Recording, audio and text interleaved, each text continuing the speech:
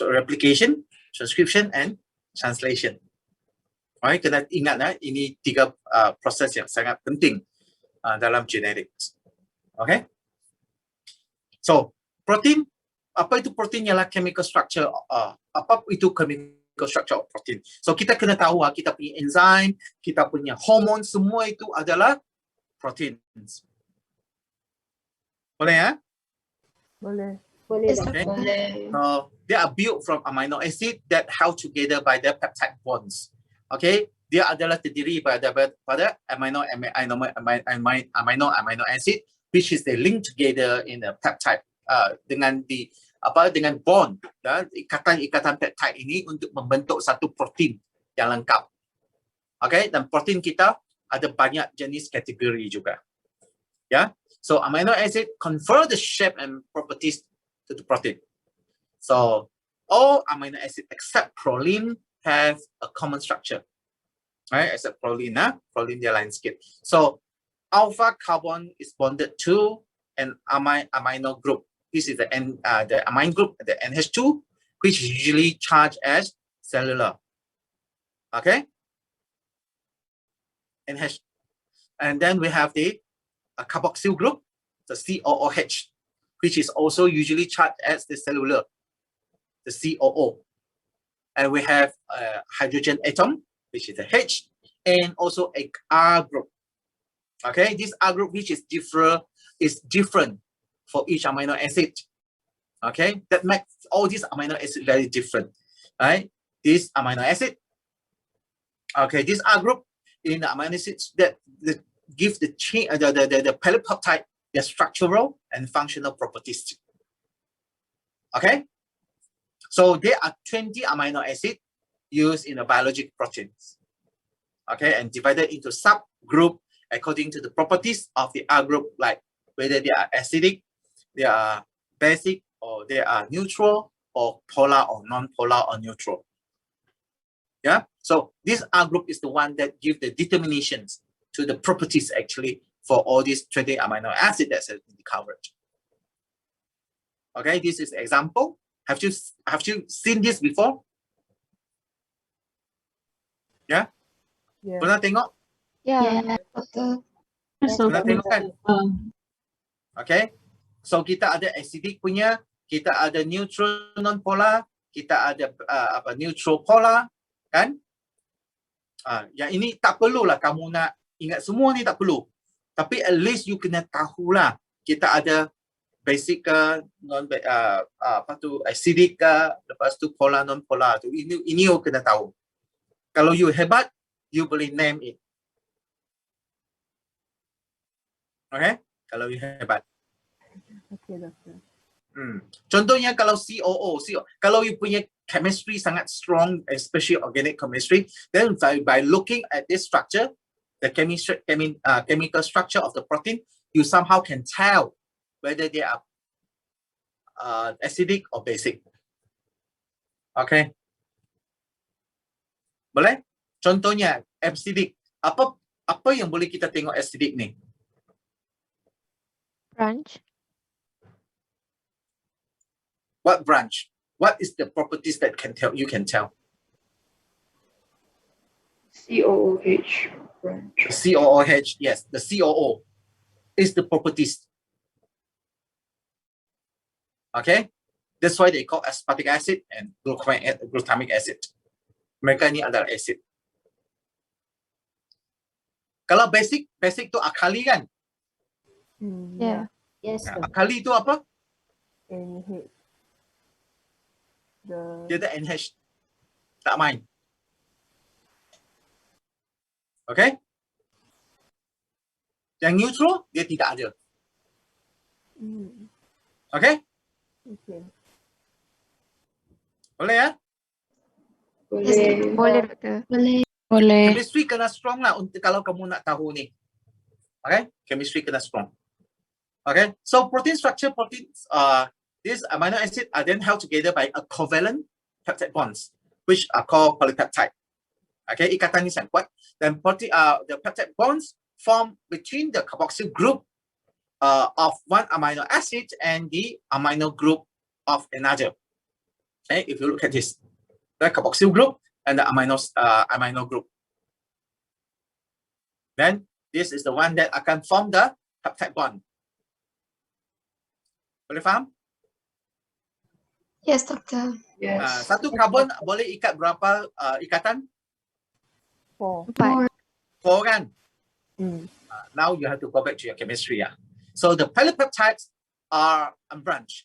Then they have a free amino acid group on one end, which is the N-terminus. Kita ada C-terminus, kita ada N-terminus. Okay? So, yang COO ni ialah C-terminus. Yang NH ni ialah N-terminus. So this is how we name the structure. So an N-terminus and define the beginning of the polypeptide. Of course, there are 2 or more polypeptide chains may associate to form a protein complex. And each cell types has the characteristic proteins that are associated with its function. Ada certain protein banyak terdapat pada certain cell type.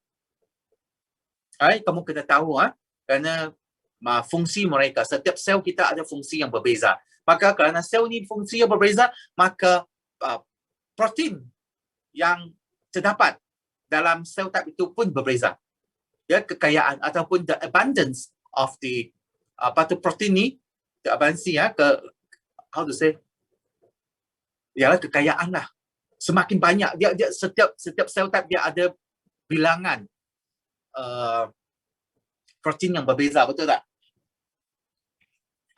Yes. Yes. Yes. Kerana setiap sel kita adalah berbeza. Dan setiap sel kita fungsi dia adalah berbeza juga. Betul tak? Betul, Doktor. Contohnya liver sel kita dengan kidney sel kita sama tak? Lain kan? Lain. Jadi Lain. lain ini maka protein mereka pun berbeza. Very special. Very, very special. So kalau kamu boleh tengok big picture dalam badan kita ataupun if you are a big picture thinker, then you can see how amazing all these processes yang berlaku. Contohnya kita punya sel tangan kita dengan sel otak kita berbeza kan? Ya. Yeah. Fungsi yang mereka jalankan pun sangat berbeza juga. You nampak tak? You nampak picture ni tak? Yes, Doctor. Yes. Boleh. See? So, mungkin protein yang diperlukan dalam sel liver kita adalah berbeza. Okay? Adalah berbeza dengan protein yang diperlukan oleh sel otak kita. Kerana fungsi mereka adalah sangat berbeza, betul tak? Betul. Yes. So, maka prosesnya pun lain. Gene yang terdapat dalam certain cell type tu pun berbeza juga. Okay? Boleh faham Nampak tak picture ni? Nampak. Boleh faham. So, kita tengok. Jadi kita sebagai manusia ni, kita nak tengok sesuatu perkara ke apa, we have to see from the top a big picture tu. Daripada atas kita pandang ke bawah, baru kita akan nampak the panoramic punya view. Ya, jangan kita limitkan pandangan kita pada sesuatu tempat tu saja. Sebab tu kenapa ada orang keluarkan satu pepatah iaitu macam katak di bawah tempurung. Kenapa? Kerana katak nampak dia punya view tu pada satu tempat yang kecil saja, betul tak? Ya. Yes. So kita kena jadi big picture thinker or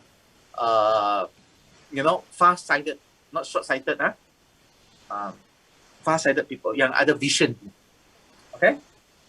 And then if you look have under a 4-level organization, saya harap kamu pernah dengar ini, kita ada primary structure, kita ada secondary structure, secondary protein, tertiary protein, and quaternary structure, quaternary protein. Pernah dengar ni? Yes. Benar, Doktor. Okay. Benar. Maksudnya semakin tinggi dia punya structure, semakin complicated protein ni, betul tak? Betul. Yes. So macam primary structure dia sangat senang. Dia biasanya dia hanya satu sequence of the polypeptide saja. Tetapi kalau come to secondary structure, then dia ada folding, ada twisting of the polypeptide. Okay, resulting from a electrostatic attractions of the hydrogen bonding. So kita ada alpha helix dengan beta sheet. Alright? Dan kalau tertiary, then dia ada 3-dimensional dah. Tadi untuk secondary dia hanya 2-dimensional. When come to tertiary dia ada 3-dimensional dah. Dia ada shape dia. Okay? Dan this is what you call the conformation, protein conformation. And then the tertiary structure arises from the interaction between the R groups on the amino acid of the polypeptide. Then the quaternary structure occur in a multiple subunit protein as a result of the association of the polypeptide change. Contohnya hemoglobin. Itu dalam kategori quaternary. So far boleh? Boleh, Doktor. Boleh. Ya. So kita ada banyak lah. Ya. Kita ada banyak jenis-jenis protein di sini. Cara mereka folding and twisting lah untuk membentuk protein yang diperlukan. Okay? Okay. Dan ini adalah genetic code in a triplet code lah. Pernah tengok ini tak? Pernah. Yes. Protein Yeah. code kan? Hebat kan? Very Yeah. beautiful. Cantik kan? Yeah. Boleh bagi anak contohnya cantik. Like nama anak contohnya Valiant, Serene, Proline. Cantik kan? Serene sounds nice. Sounds very Serene is nice. nice. Leucine ataupun phenylalanine, glycine, arginine, tryptophan. Kan? Very beautiful. Very unique. Very unique kan? Dan dia ada kod-kod ni, kalau kita tengok kan, kita punya start codon. Ada tak you tengok start kita? Start codon tu ialah AUG, which is the methionine. Kita hanya ada satu saja. AUG kan? Yes. Okay, satu. Tetapi kita ada 3 stop codon. Betul tak? Ya, UAA, UAG dengan UGA. Yes. Ya? Yeah. Kenapa ya? Kenapa kita hanya ada satu saja start codon tetapi kita ada 3 stop codon?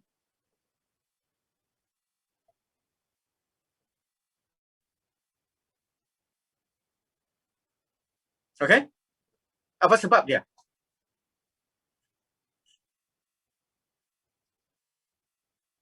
You don't give me the answer lah. Tapi you sendiri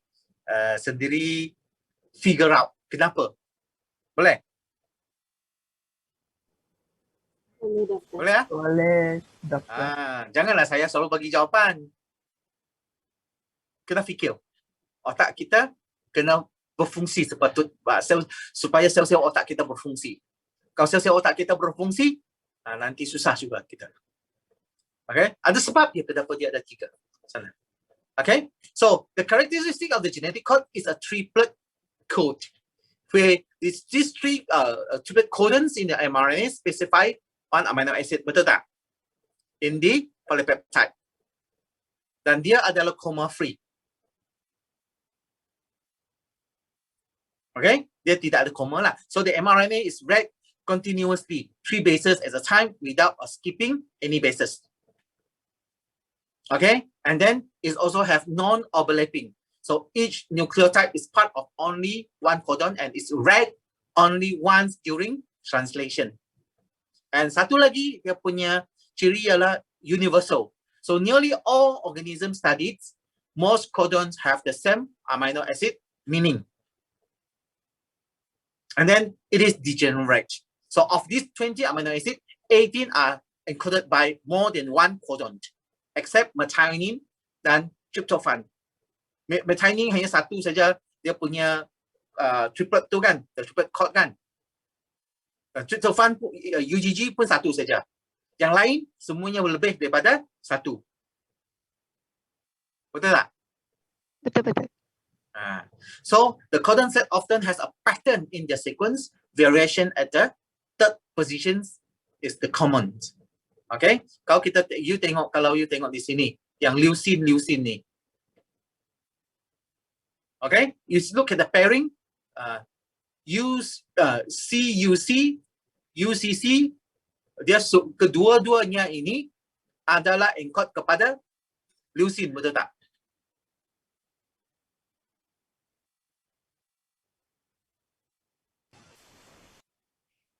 Yeah, for the Wuber the pairing.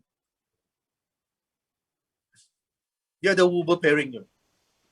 Okay, so the code that has start, which is a AUG, and stop, which is the UAG, the EMBL, UAA is the ORCA, and also the UGA, which is the OPOL signal. And stop codons are then not responding to the tRNA. Tidak ada tRNA yang bawa amino acid yang dikenali oleh stop codon ini, supaya translation boleh diberhentikan. Boleh ya? Yes. Mas, boleh? So Boleh. kamu kena tahu, kena ingat 5 ciri genetic code untuk codon kita ni. Okay? The genetic code kita tu. Ya? So kalau kita tengok the process of the protein synthesis, first is the ribosome translate the genetic message from the mRNA into protein. So apa yang berlaku ialah the mRNA translated from 5' kepada 3' position, producing a corresponding N-terminal to the C-terminal polypeptide, because the N-terminal is the head and C-terminal is the tail. Okay, then amino acid bound to the tRNA that are inserted into the proper sequence due to first the specific binding of each amino acid to its tRNA, and also the specific base pairing between the mRNA codon and the tRNA anticodon. Okay, boleh ya? So the binding of the amino acid to the tRNA is what we call the charging of the tRNA.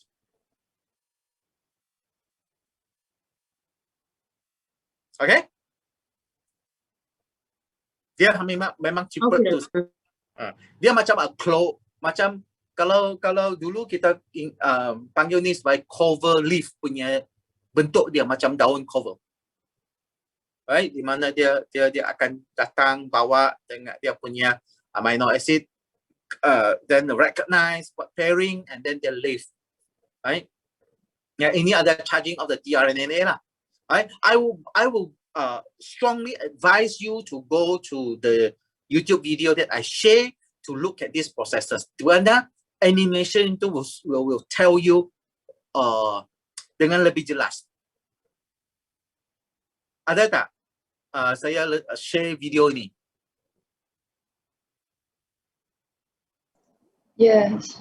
Yeah, because I think they have the narration sana, dia ada vision di sana.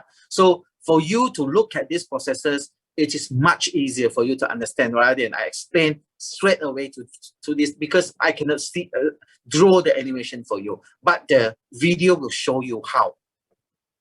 Ada tengok video tu kan yang saya embed?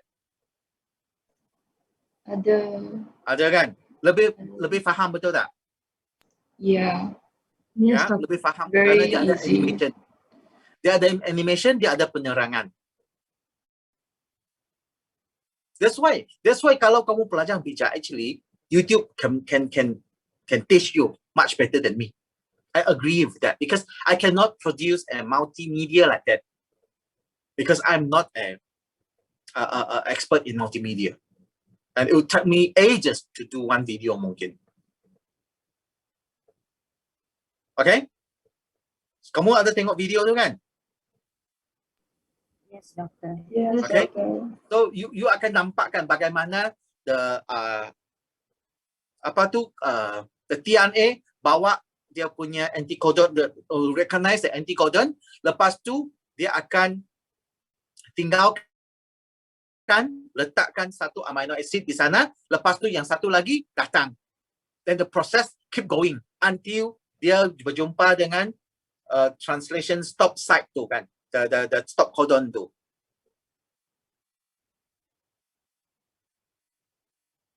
Faham tak apa yang saya cakap ni? Faham. Yes.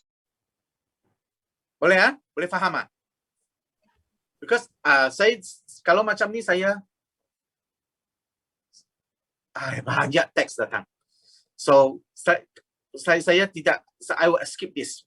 So saya cuma nak give you a big picture bagaimana translation tu berlaku.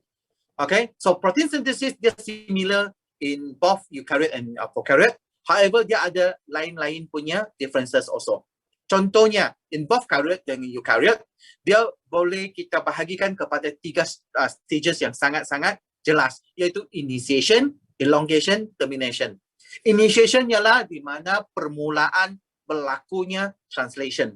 Elongation ialah proses di mana pemanjangan molekul-molekul amino acid tu datang untuk menjadikan dia macam satu change. Satu chain, satu benang. Okay, dan at the end apabila sampai ke satu stop codon tu, maka dia akan terminate, dia akan diberhentikan. And then the initiation of translation require apa?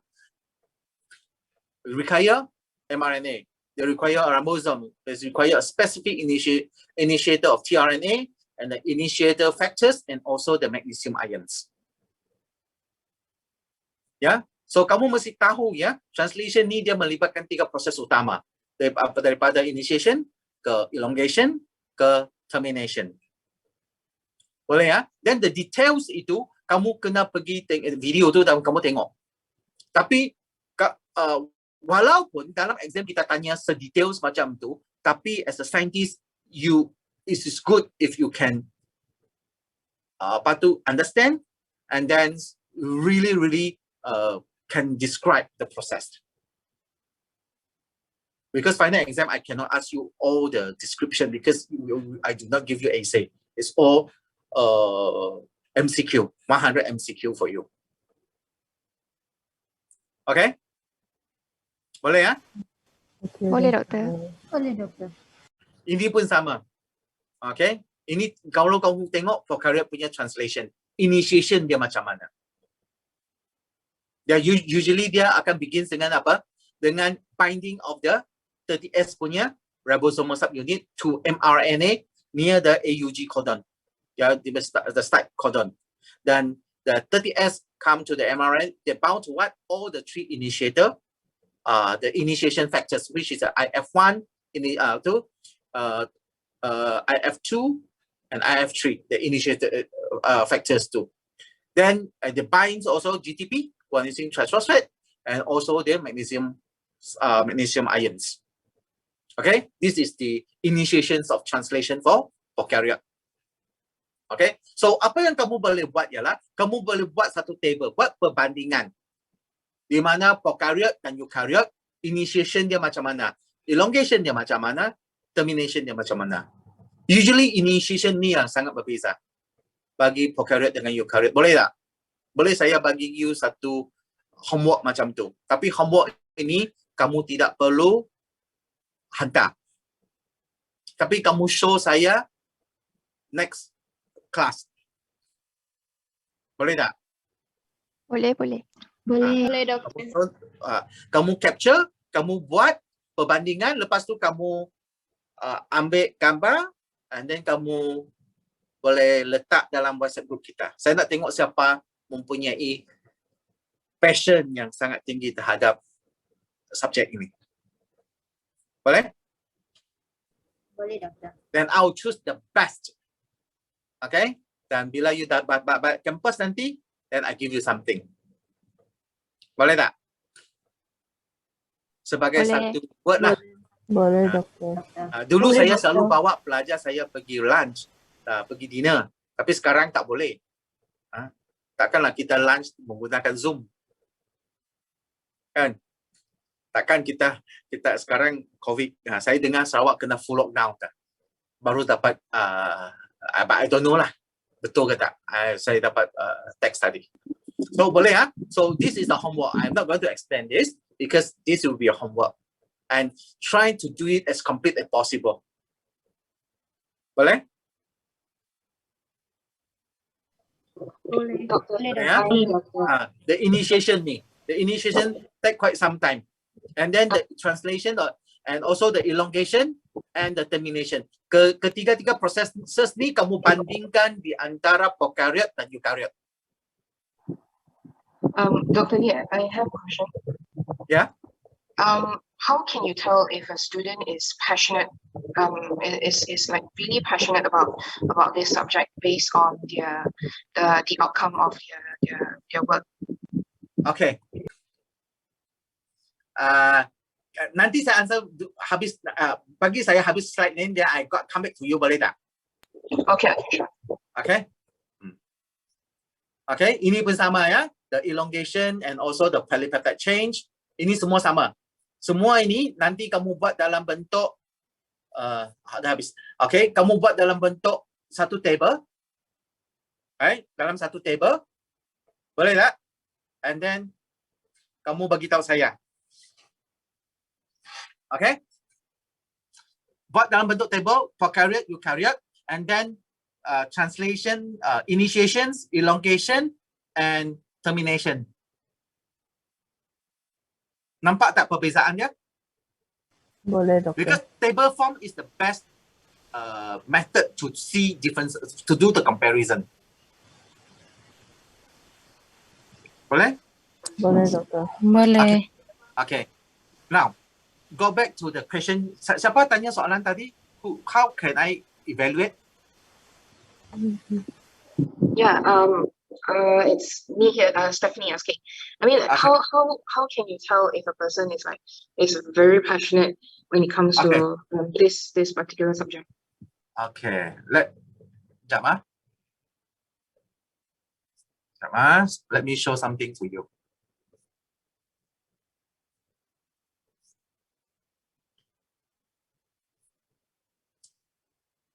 Sekejap.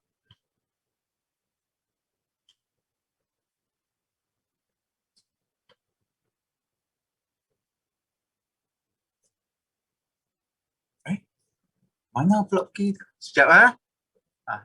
Okay.